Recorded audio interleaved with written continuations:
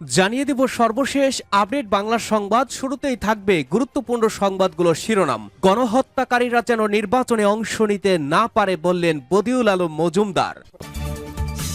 এদিকে জানিয়ে দেব সীমান্তে ফের কাঁটাতারের বেড়া দেওয়ার চেষ্টা বিএসএফ এর, অতঃপর বিজেপির বাধায় বন্ধ হয়ে গেল। জানিয়ে দেব দ্য হিন্দুর দাবি স্পিকারের কাছে ক্ষমতা হস্তান্তর করতে চেয়েছিলেন স্বৈরাচারী শেখ হাসিনা। এরপরেই থাকবে সীমান্ত পিলার পুনর্নির্মাণেও অসহযোগিতার অভিযোগ বাংলাদেশের বিরুদ্ধে। এবং সর্বশেষ জানিয়ে দেব একটি গুরুত্বপূর্ণ বিশেষ প্রতিবেদন। 4 ভাগে ভাগ হয়ে যাবে বাংলাদেশ, বদলে যাবে ভারতের সব হিসাব, ইউনূস সরকারের আমলে নয়া জটিলতা। শুনছিলেন সর্বশেষ আপডেট বাংলা সংবাদগুলোর শিরোনাম, এবারে জানাবো বিস্তারিত। গণহত্যাকারীরা যেন নির্বাচনে অংশ নিতে না পারে বললেন বদিউল আলম মজুমদার।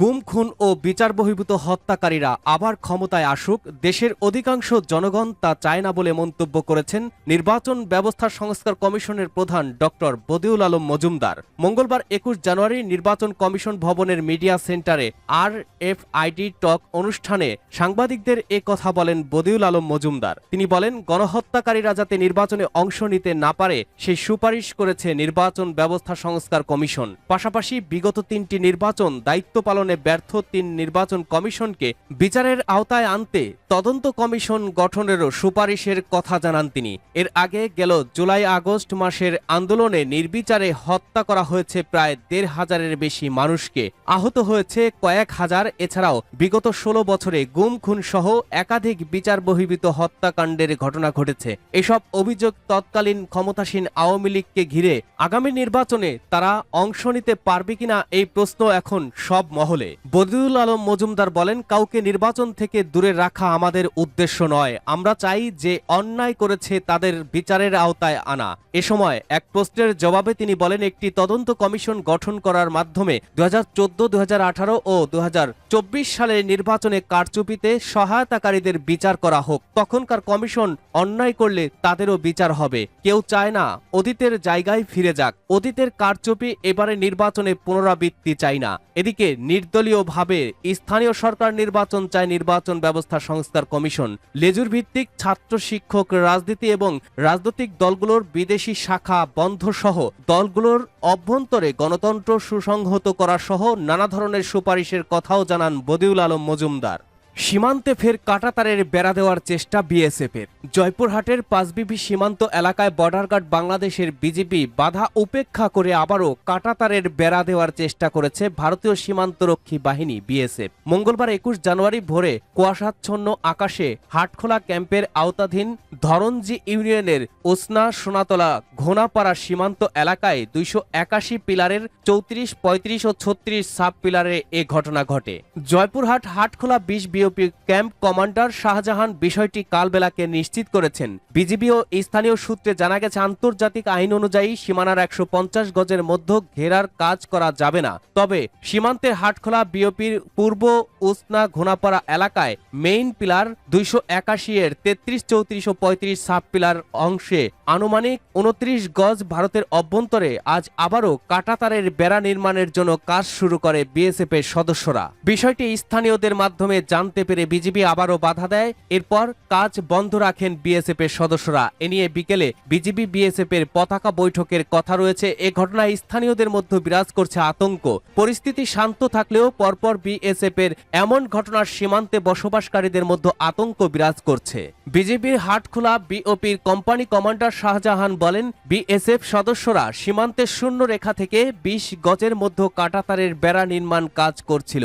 আমরা কাঁটাতারের বেড়া নির্মাণ কাজ বন্ধ রাখতে বলেছি, বিএসএফ সদস্যরা আর কাজ করেনি।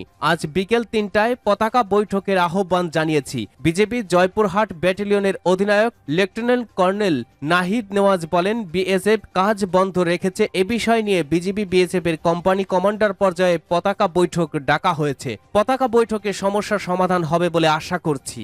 স্পিকারের কাছে ক্ষমতা হস্তান্তর করতে চেয়েছিলেন শেখ হাসিনা, দ্য হিন্দুর দাবি। ক্ষমতাচ্যুত প্রধানমন্ত্রী শেখ হাসিনা গত আগস্টের প্রথম দিকে সংসদের স্পিকার তৎকালীন শিরিন শারমিন চৌধুরীর কাছে ক্ষমতা হস্তান্তরের পরিকল্পনা করছিলেন। সামরিক বাহিনী পরিস্থিতি স্থিতিশীল করার জন্য লকডাউন নিশ্চিত করেছিল যাতে ক্ষমতা হস্তান্তর করা যায়। গত শুক্রবার এক প্রতিবেদনে এ তথ্য জানিয়েছে ভারতীয় সংবাদ মাধ্যম দ্য হিন্দু। এই পত্রিকার সঙ্গে একান্ত সাক্ষাৎকারে পতিত আওয়ামী লীগের শিক্ষামন্ত্রী মহিবুল হাসান চৌধুরী নওফেল বলেছেন, আমরা সে সময়ে গণভবনে ছিলাম এবং ক্রমাগত পরিকল্পনা করছিলাম কিভাবে বিক্ষোভের সমাধান করা যায়। আমাদের মধ্যে কেউ কেউ মনে করেছিলেন প্রধানমন্ত্রী সাবেক আকস্মিক পদত্যাগে আইন শৃঙ্খলা পরিস্থিতি ভেঙে পড়বে, সে কারণেই লকডাউনের পরিকল্পনা করা হয়েছিল। 2024 সালের জুলাইয়ের প্রথম সপ্তাহে ঢাকার পরিস্থিতি নাটকীয়ভাবে পরিবর্তন হয়। এই সময়ে শেখ হাসিনা চীনে রওনা হন এবং তার সরকারের বিরুদ্ধে একটি পূর্ণাঙ্গ ছাত্র নেতৃত্বাধীন আন্দোলন তীব্র বিক্ষোভের রূপ ধারণ করে। ছাত্ররা যখন এক দফা দাবি শেখ হাসিনার পদত্যাগ দাবি করেন, তখন নওফেলকে বৈষম্য বিরোধী ছাত্র আন্দোলনের ছাত্র সমন্বয়কারীদের সঙ্গে আলোচনা করতে বলেছিলেন শেখ হাসিনা। পরে ছাত্র বিক্ষোভ তীব্র হয়ে উঠলে তিনি আত্মগোপনে চলে যান। নওফেল মনে করেন আগামী দিনে অন্তর্বর্তী সরকারের ভবিষ্যৎ নির্ভর করবে যুক্তরাষ্ট্রে আগত ডোনাল্ড ট্রাম্প প্রশাসনের মনোভাবের ওপরে। নওফেল বলেন, ডক্টর মোহাম্মদ ইউনুস হিলারি ক্লিনটনের প্রেসিডেন্ট নির্বাচনী প্রচারণায় বিনিয়োগ করেছিলেন। তিনি বলেন, আমি নিশ্চিত 20 জানুয়ারি ট্রাম্পের শপথ নেওয়ার পরে অন্তর্বর্তী সরকারের জন্য কিছু প্রতিক্রিয়া হবে। ডক্টর ইউনুসের নেতৃত্বাধীন অন্তর্বর্তী সরকার আইন শৃঙ্খলা রক্ষায় ব্যর্থ হয়েছে অভিযোগ করে তিনি বলেন, বাংলাদেশের নিরাপত্তা পরিস্থিতিকে অন্যান্য সংঘাতপূর্ণ অঞ্চলের বিশেষ করে পশ্চিম এশিয়ার ঘটনাবলী থেকে বিচ্ছিন্নভাবে দেখা উচিত নয়।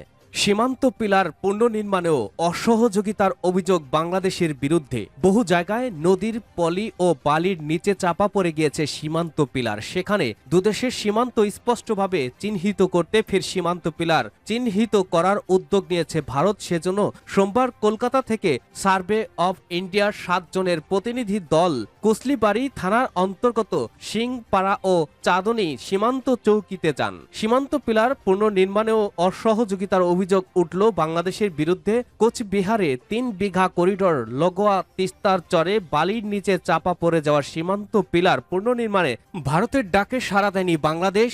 এর ফলে সমীক্ষার কাজ না করেই ফিরতে হলো ভারতীয় আধিকারিকদেরকে। বিষয়টি ইতিমধ্যে পদস্থ আধিকারিকদেরকে জানিয়েছে বিএসএফও এই সার্ভে অফ ইন্ডিয়ার আধিকারিকরা, যার ফলে তিস্তার স্তরে অরক্ষিত ওই সীমান্ত নিয়ে অনুপ্রবেশ ও পাচারের আশঙ্কা থাকছেই। 4 ভাগে ভাগ হয়ে যাবে বাংলাদেশ, বদলে যাবে ভারতের সব হিসাব। ইউনূস সরকারের আমলে নয়া জটিলতা। আগেই ধর্মনিরপেক্ষতা তুলে দেওয়ার সুপারিশ করা হয়েছিল সংবিধান বদল করে, এবার আরো বড় পরিবর্তনের সুপারিশ করা হয়েছে। এবার গোটা বাংলাদেশকে 4 ভাগে ভাগ করার সুপারিশ করল বাংলাদেশের জনপ্রশাসন সংস্কার কমিশন। বাংলাদেশে তৈরি হতে পারে 4টি নতুন প্রদেশ। বাংলাদেশি সংবাদ মাধ্যম প্রথম আলোতে প্রকাশিত খবর অনুযায়ী দেশের নিরাপত্তা সহ গুরুত্বপূর্ণ বিষয় ছাড়া একাধিক বিষয় প্রদেশগুলির হাতে ছাড়া হতে পারে। অনেকটা ভারত বা আমেরিকার মতো বাংলাদেশে কাজ করতে পারে প্রদেশগুলি। 15 জানুয়ারি বাংলাদেশের প্রধান উপদেষ্টার কাছে যে রিপোর্ট জমা পড়েছে তাতে এই বিষয়টিও উল্লেখ রয়েছে।